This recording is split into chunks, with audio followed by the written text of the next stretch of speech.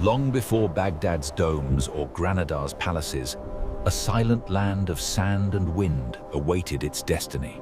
Across this desolate expanse, caravan bells rang, and wandering poets sang of stars and longing. Between Byzantium and Persia, Arabia was but a frontier, a wilderness between two mighty worlds. People lived by tribal code and desert rhythm, bound by honor, blood, and the gods of their ancestors. In Mecca, idols stood within the Kaaba's walls, Tatul's, a sanctuary of trade, devotion, and ancient faith. To the west stood Byzantium, heir to Rome. To the east, Persia's fiery splendor ruled from Ctesiphon. Between two giants, Arabia seemed forgotten, a barren crossroads of merchants, myths, and mirages. Yet beneath these quiet sands, faith and destiny began to stir beneath the desert stars. He proclaimed one God alone, a message of unity and justice in a world of tribal gods. Mecca's leaders feared his message, for it threatened their idols, their trade, and their power. Persecution followed Tov, yet the faithful endured, bound by conviction stronger than any chain. In 622 CE, they fled Mecca for Yathrib, Medina, and a new chapter of faith began. In Medina, Muhammad built a new community, Abluv, bound not by tribe, but by faith and brotherhood. The young community fought for its survival, battles that would forge the soul of Islam. By his passing in 632 CE, the tribes of Arabia stood united beneath one creed and one God. Yet with his death came the question that would haunt centuries. Who would lead the faithful now?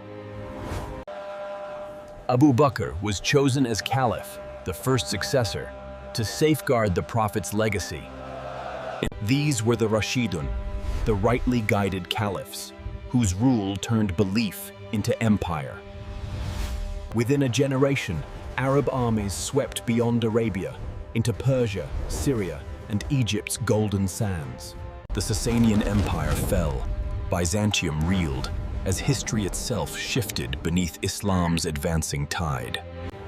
From conquest came order, taxation, governance, and a language that bound worlds together. The Prophet's death left a wound. Some called for Ali, others for consensus, and division grew. These disputes hardened into Sunni and Shia, the flame, two paths of faith, tradition, and lineage. 3 of the 4 Rashidun Caliphs were assassinated, and Ali's death stained history with blood. In 661 CE, the Umayyads rose, turning the caliphate into a hereditary dynasty of power. Their empire stretched from the Indus River to Spain, spreading faith, language, and law. Under Caliph Abdul Malik, Arabic became the language of administration and culture alike. He commissioned monumental works like the Dome of the Rock Pillars, symbols of faith and empire. Damascus became the empire's heart, where knowledge, commerce, and power intertwined. Yet beneath the grandeur, resentment simmered. Non-Arabs and provincial governors bristled at control. In 680 CE, Hussein ibn Ali was slain, a tragedy that would echo through Shia memory forever. The Umayyad Empire was vast, yet fragile. Rebellions simmered across distant provinces and deserts. Discontented groups united under a single banner, claiming descent from the Prophet's family. The Abbasid revolution spread with unstoppable force, toppling Umayyad rule in the east. The Umayyad family was hunted, their palaces destroyed, and only a few escaped to Spain. The Abbasids proclaimed a new era, a dynasty promising reform, justice, and renewed faith. The capital moved east to fertile Iraq, where a city would rise on the banks of the Tigris. Baghdad emerged as the heart of a vast empire, a center of power, culture, and learning. The new caliphs nurtured scholars, poets, and scientists, building a civilization of knowledge. Under Abbasid rule, the empire combined power with wisdom, reaching far beyond Arabia. Yet as the sun rose over Baghdad, whispers of ambition, intrigue. From the embers of war, a new dawn rose over Baghdad, a city built to mirror the heavens. Baghdad was more than a city betrove. It was a statement of empire, faith, and reason intertwined. In 750 CE, the Abbasids sealed power, promising justice, equality, and a return to Islamic purity. They built an empire of diversity, where Arab, Persian, and Turk shared power and purpose. In 751, Abbasid forces halted Chinese expansion at Talas Tamil, and papermaking spread westward. Harun al-Rashid and al-Ma'mun established the House of Wisdom, Antwal, a beacon of knowledge and learning. By the 9th century, Baghdad thrived, home to nearly 1 million people and goods from every horizon. Harun al-Rashid and al-Ma'mun established the House of Wisdom, Antwal, a beacon of knowledge and learning. Texts from Greece, India, and Persia were translated into Arabic, preserving and expanding human knowledge.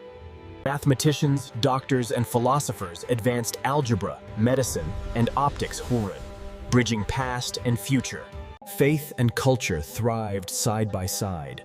Mosques, poetry, and music shaping the soul of the empire.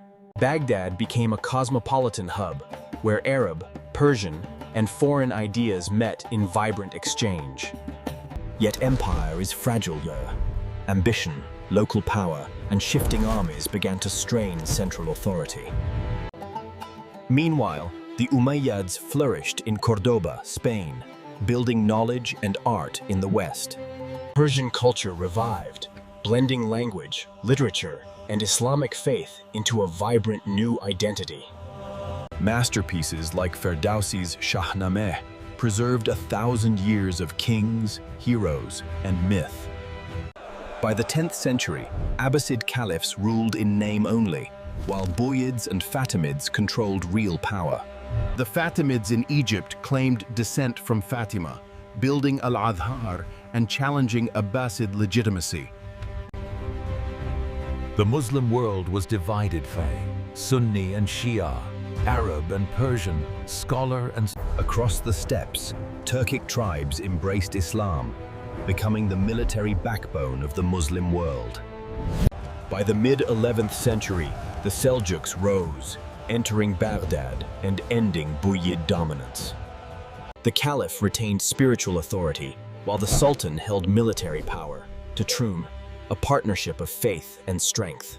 In 1071, the Seljuks defeated Byzantium at Manzikert, opening Anatolia to Turkic migration.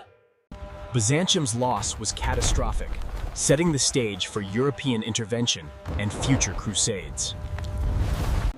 In 1095, Pope Urban II called Europe to arms, and the Crusades had begun to reclaim the Holy Land. In the 12th century, Saladin rose from the Seljuk ranks, uniting the Muslim world under Sunni rule. By 1099, Crusaders captured Jerusalem, shocking the Muslim world and igniting outrage across the empire. He overthrew the Shia Fatimids in Egypt, consolidating power and restoring Sunni leadership. Charismatic, devout, and strategic, Saladin embodied both chivalry and religious devotion. In 1187, at Hattin, Saladin crushed the Crusader army, opening the path to Jerusalem. Saladin's forces retook Jerusalem, restoring Muslim control and inspiring the Islamic world. To Muslims, he was the liberator. To his enemies, a noble and honorable adversary. Despite his victories, Crusader states endured for another century, fortifying the Levantine coast. As Saladin's banners fluttered, A new storm gathered far beyond the horizon, across frozen steppes. From the heart of Asia, the Mongols rose, a tempest destined to sweep across empires and deserts alike. Within a century, Baghdad, the Abbasid house, and the heart of Islamic civilization would face reckoning. In the 13th century, a storm gathered on the eastern steppe, Mongols. Led by Genghis Khan, they swept across Asia, destroying kingdoms and breaking centuries-old dynasties. By 1258, the Mongol storm reached Baghdad, the heart of the Islamic world and jewel of civilization. For days, catapults rained destruction, until Mongols entered and unleashed horror upon the city. The Tigris ran black with ink from burning books. The House of Wisdom was destroyed forever. The Caliph was executed, and hundreds of thousands perished. Baghdad's light extinguished in a week. Yet Islam endured, bound not to a city or throne, but to the hearts of its people. In Egypt, the Mamluks, warriors by destiny Pungla, rose to power, making Cairo the new heart of Islam. In 1260, the Mamluks faced the Mongols at Ain Jalut, defeating them decisively for the first time. Under the Mamluks, Cairo flourished as a center of art, scholarship, and Islamic power. In Persia, Hulagu's descendants founded the Ilkhanate, ruling as outsiders before embracing Islam. By the late 13th century, under Ghazan Khan, the Ilkhanids converted, reviving culture and cities from ashes. In the 14th century, Timur rose, carrying both sword and scripture, sweeping across Persia, India, and Syria. In 1398 and 1401, Timur sacked Delhi and Baghdad, leaving devastation in his wake. Through faith, strategy, and ambition, the Ottomans expanded, absorbing rival states across Asia Minor. In 1453, Mehmed II captured Constantinople, renaming it Istanbul Fatih, the new heart of Islam. For the first time since Baghdad, the Muslim world had a strong, united empire, bridging east and west. Under Suleiman the Magnificent in the 16th century, the Ottoman Empire reached its zenith in power and culture. The empire stretched across 3 continents, uniting lands from North Africa to the Middle East and Europe. Suleiman's reign became a golden age, with law, architecture, and cultural achievements flourishing. The great cities once again shone as jewels of a vast civilization, centers of learning and trade. Yet challenges arose as Europe advanced in science, while the Islamic world turned inward and debated tradition. Printing arrived late, and trade shifted toward the oceans, but intellectual pursuit never fully died. By the 19th century, empires weakened, but Islam endured, transforming from... In 1924, the last Ottoman Caliphate was abolished, closing a chapter of over 1,300 years of rule.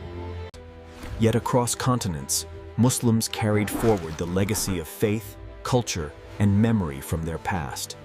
From Arabia's deserts to Istanbul's domes, the medieval Islamic world left a legacy of resilience and knowledge. Empires rose and fell, yet the light of civilization endured, carried through scholars, poets, and architects. It passed through Baghdad's libraries, Cairo's, mosques, and Persian courts, preserving knowledge across centuries. It shaped science, art, literature, and architecture, bridging continents and connecting diverse peoples. For 1,000 years, the Islamic world elevated the human spirit through faith, learning, and creativity. Even as empires crumbled, the essence of Islam endured feud, not in stone, but in hearts and minds. Civilizations fall, but true light never dies, traveling, transforming, and finding a new horizon. The light of learning and culture continued to inspire, softly burning across centuries and lands. Such was the light of the medieval Islamic world, a flame that still illuminates the story of humanity.